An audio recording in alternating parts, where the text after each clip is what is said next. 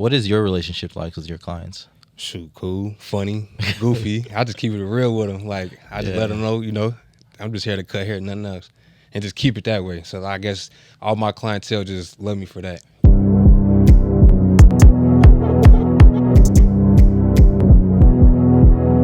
Yo, welcome back with another 9th Floor exclusive interview. I'm Yo E. You got my guy, Anthony. Funny Ant. Funny Ant in the building. Today we're going to talk about how he got started, his business, what's it like to cut hair out here. So how you got started, bro? I always had a love for barbering. So I grew up here, St. Paul, Minnesota. Always around barbershops when I was a little boy. So kind of fell in love at an early age. Got my first clipper at like 7, 8. Whoa. Like 7, 8 years old. Usually kids that age want to play with toys, not clippers. Yeah, I know, right? Yeah, I know. But my pops was on that with me, really into it that I want to cut hair. So at a young age, I was just kind of just learning, not cutting for real, but just the love of it, And then just got into it like that naturally though, like naturally over time. Do you remember who the first person you haircut? Yeah, my big cousin Tay. I passed him up downstairs. Yeah, I was 8. I was 8 years old with the clipper that one of the OG barbers gave me, Tiffany. Oh, yeah, she gave me that clipper, and that was the first haircut I ever did with that clipper. Cutting hair always been like a part of your life. Was it like something that was like your passion, or was it just something like you just actively just did it? Passion. I used to like stay up all day, bro. Really? Learning how to like fix blades. Like I used to watch 360 G's when I was a little boy. Self-taught learning though, like getting little tips from him and just putting it into my own game type thing. Like not really like getting to it, but just learning of like how to fade. Like how the hell do they get a fade started? You know what I mean? So I used to just learn stuff like that. So that's dope as hell, bro. So like, what made you want to take it? Like, what was like that line you crossed? Like, this is professional. So by the time I got in high school, I was in like cutting everybody, my coaches, all my friends, some of my teachers. You're like, Coach, you don't play me. I ain't gonna cut your hair. Nah, literally, yeah. So I was cutting everything because I already came in high school and just in school in general around everybody like, man, this is what I want to do. I don't want to play sports. I don't want to do none of that shit. So like, that's my passion. That's my love. That's just what it was. The funny thing is, like, a lot of people, including myself, like, you could try to find that. Like, it took me a long time to find that whatever I wanted to do. But like something that from hearing your stories, like you was hot on it right away. Yep. So how can that how can you say that makes you stand apart from your long history of being a barber? Like my journey itself? Yeah. How does your journey show now? My work, my artwork, the haircuts that I give and that I produce. Yeah. You can see that it's more than just a 9-month in barber school. I just got into the trade 2-3 years ago. Like, you could tell it's something more than just a hobby. You know what I mean? It's a craft. That's a craft. It's a real thing to me. Yeah. So like, what's your favorite part about being a barber? It's the bubble. It's the thing that I get in. I can't explain it. Like, I had this feeling forever. Like, I cut a hair and it's like I just be in this mode. This bubble mode that is just like relaxing. Like I have headaches. I'm real bad at migraines, but I could have a real bad migraine. I go cut some hair and it go away. Smooth, like my mom, she didn't even believe me. Like I used to be couple times, like, I ain't got a headache no more because I cut like my homie here, my big cousin, and then it's just like it's just like a relaxer. I can't explain it, bro. Like, are you? I can assume that you're a very artistic type of person. Yeah. So like, how do you say like what makes a good fade in an art sense? Each transition in a fade, like the cleanliness, the preparation you put into it. What do you mean by preparation? So basically, anybody could get clippers and cut some hair. You gotta know what you're doing. You gotta prep it. You gotta prep the haircut, know what you're doing, see the haircut before you actually give it out. I think that's what produce actually a real good haircut, or just in general like a fade. Yeah. You know what I mean? So, I mean, everything have to do with it. I feel like the first guideline you do to the last step you do in the haircut, all should make sense, and that's what brings out a good haircut. How should someone appreciate a good haircut from being a client? It's all about your relationship. Explain a little more. With your barber. Like sometimes, like I've been in a lot of shops. Each barber got their own creativity in haircuts, but you could see sometimes clientele enjoy that specific barber personality. You know what I'm saying? Like just like being around them more than the cut. You feel me? Not saying the cut terrible, but you could just tell like they just love come sit in his chair, talk. You feel me? Talk about that baby mama, their cousins. You know what I mean? Stuff like that. So like, I feel like that's what kind of make a client satisfied. What is your relationship like with your clients? Shoot, cool, funny, goofy. I just keep it real with them. Like I just let them know, I'm just here to cut hair, nothing else.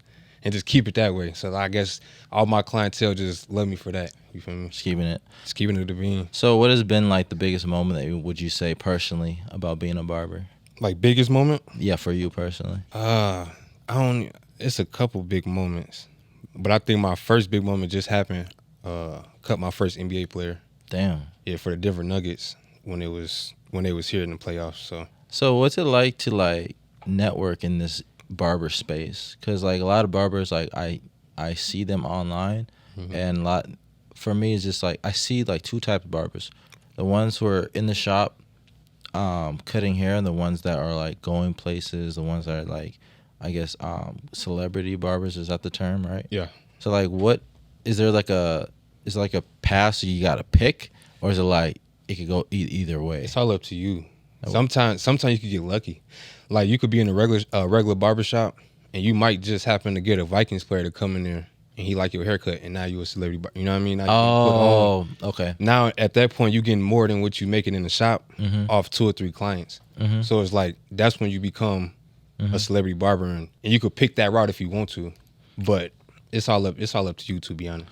But how would you say like your networking has helped you in getting the clients that you want?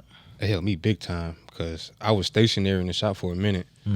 But I just always felt like my haircuts was above average just off the work I put in it over the years. So I was setting up every athlete in the state, every blue check you could think of, every put in the work in. I'm talking about like yeah. So then they start finally hitting me back. You feel me? Just start finally hitting me back, and then that's just kind of how them connections started going on. So what is your dream?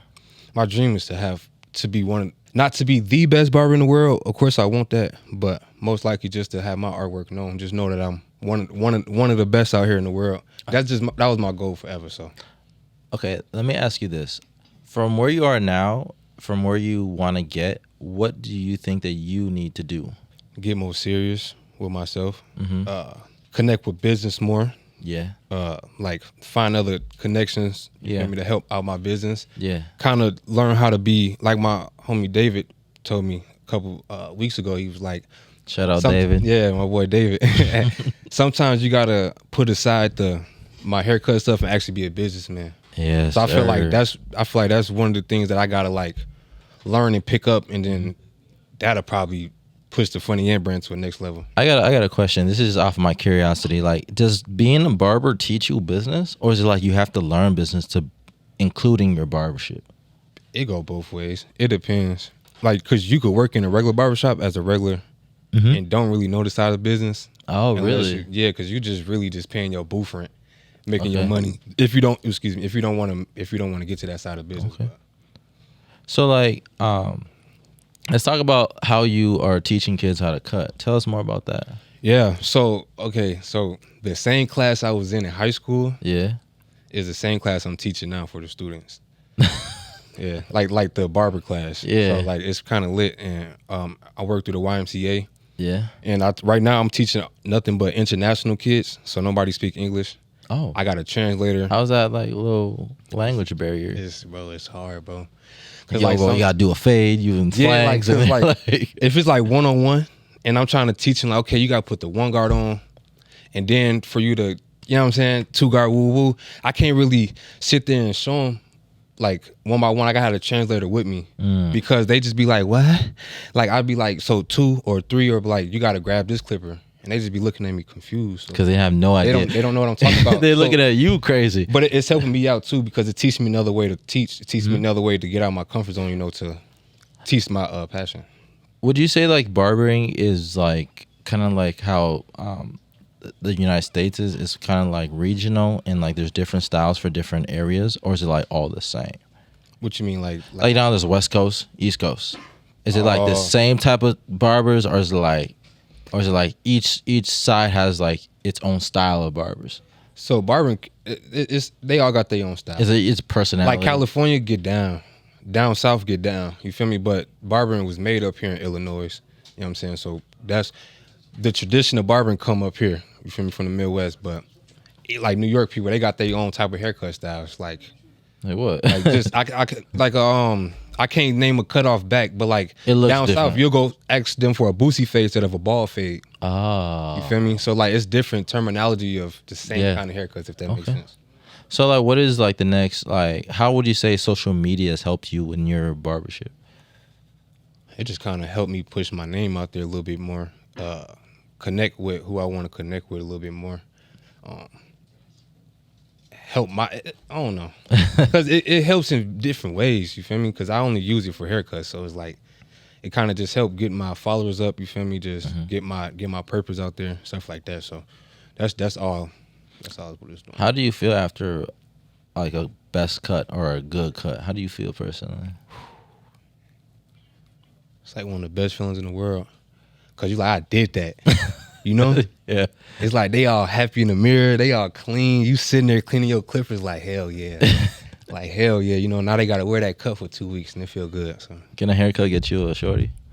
In general? you know what I mean? Oh, yeah, for sure. For sure. Yeah, you know what I'm saying? Get your haircut. You know what I'm saying? You go outside, you might get 2-3 numbers off the cut. You never know, but yeah. Damn, but they don't know how many relationships you made. You feel me? A lot. Bro, I appreciate you coming on, sharing your story again. Hell yeah, bro. Anytime, my boy. Yes, sir. So y'all tap in. He cuts hair. He's a professional out here. So where can they find you at, bro? Instagram at officialfunnyant, all one word. TikTok officialfunnyant _ and all my YouTube channel, Anthony Houston Jr. So like, how like do people get like in contact with you? Do they just DM you? Like, how do they, if they want to cut right now? So right now, I only got my few selected like clientele that I do. Yeah. But right now, I only cut professional athletes and celebrities right now. Oh, he like that, So huh? I'm booked, yeah. That's what. Hey, it took that hard work, that dedication. It gets you places. Hell yeah. So like, it can't be like you study your craft, you did your craft, and it's paying off. Yep. So like, I don't blame no one. Be like, for me, I totally understand. Yeah. You know what I mean? Because at the same time, like those athletes, they did their craft, they did their work to get rewarded a selective few of barbers. Exactly. So it's kind of like then it goes back to what David's saying. It's business at the end of the day. Business, yeah. Yeah. Any last words for the people? Stay grinding, stay focused, and just do whatever you want to do in life, and stay humble. Hey, peace out, y'all. Let's get to it.